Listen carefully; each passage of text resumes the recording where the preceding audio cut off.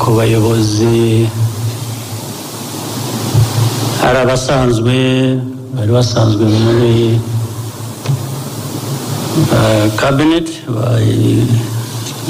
basubiyemo n'abashya bayigiyemo kugira ngo nibutse ikintu kimwe gusa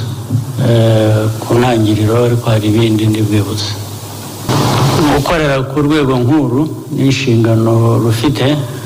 urwego rw'abaminisitiri ndetse n'izindi nzego rimwe na rimwe biba byabaye abatagarutse mu kabineti ntabwo ari ukwirukanwa iyo ari ukwirukanwa nabyo birakora hari umuntu yirukana baba bakoze amakosa bigatuma birukanwa igihe nabyita guhindurirwa imirimo abatagarutse mu kabineti